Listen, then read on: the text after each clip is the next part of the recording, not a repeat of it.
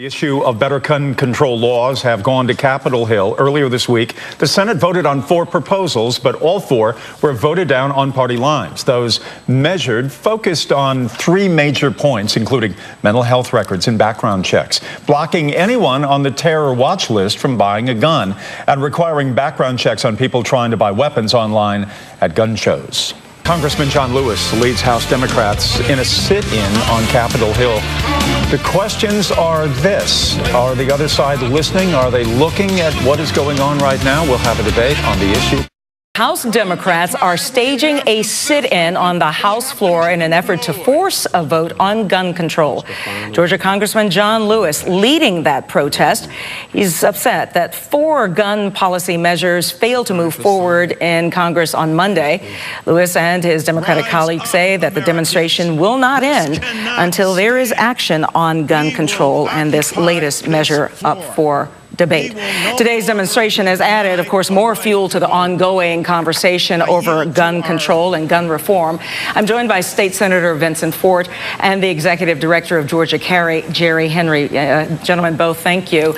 Start with you, Jerry. It seems reasonable that if you're on the terrorist watch no-fly list, then you shouldn't be able to buy a gun. That just seems to make sense. So, Jerry, can you and Georgia Carry get behind at least this current gun bill?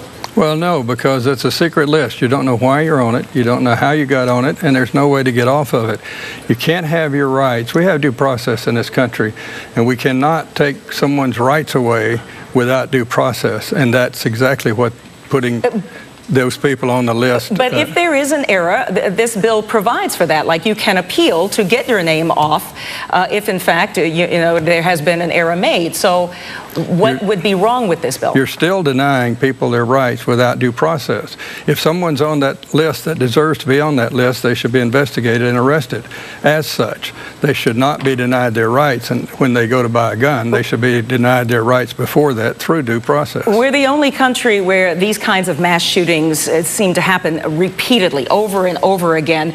The common denominator is guns. So shouldn't our lawmakers address and adjust our gun laws in some manner in response to all of that? Well, actually, the common denominator is gun-free zones. Every one of those, well, all but I think 3 since 1990 have been in gun-free zones where people are not allowed to defend themselves. Well, there are lots of gun-free zones where mass shootings don't happen. Where mass shootings happen is where there are guns in the hands of someone who's killing lots of people. In gun-free zones. It was against the law for that killer to be down there Saturday night in that bar. That was off limits. The only person in there that had one, there was an armed security guard that my understanding is went outside to call the department when he realized that somebody was being shot. He didn't make a difference. He didn't make a difference because he was holding a gun. When you leave to go outside and call for backup, you're not going to make a whole lot of difference. If you're not in there to engage the shooter, you're not going to make a whole lot of difference. All right, I want to get Senator Ford in on this conversation as well. Senator, to move it forward, the NRA gives huge amounts of money to lawmakers on both sides of the aisle here. Both Republican and Democratic candidates accept this money. So how much of that is at work here on the House floor and on the Senate floor? A great deal of it. The NRA gives money for a reason, and it's a kind of way of buying votes. Unfortunately, they're not responding to the 85% of the American people. 85% in a recent poll, CNN poll, say that they want a no-fly, no-buy law. And it's unfortunate that the NRA has that much power. But and that's why I commend Congressman Lewis and the other congressmen who are sitting in a great American tradition until something is done about this. But will this sit-in work, do you think, ultimately? Bottom line, I mean, already 4 bills voted down this week. This is the 5th, and it's a compromise, a bipartisan bill. So how likely is it to pass, given the sit-in and all of the attention that's being paid to it now? Sure. I don't know if I can comment on how likely it is. I know it would be less likely if we don't have these kinds of public actions going on. We're turning our schoolhouses and our music houses into slaughterhouses. That's wrong.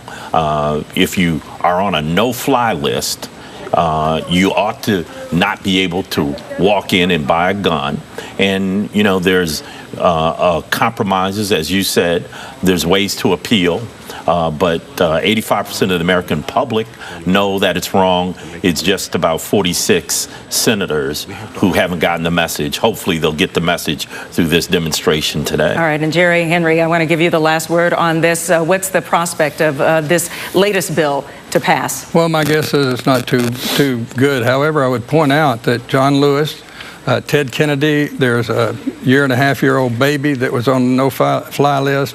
The lists are no good. The government's not supposed to keep secret lists. If there are mistakes, as far if there are mistakes on the list, they ought to be corrected. They ought to be corrected. As far as the 85% of the people who want this, unfortunately, we don't live in a democracy. We live in a representative form of government. We live in a republic. And I don't believe that 85% of the people in the United States agree on anything, let alone this issue. It is hard to imagine in this day and age. All right, I'm going to have to leave it there. Jerry Henry, you're on record as saying that you don't think this is going to pass. It's not going to go anywhere. And Vincent Ford, you're not willing to go on record saying either way, right?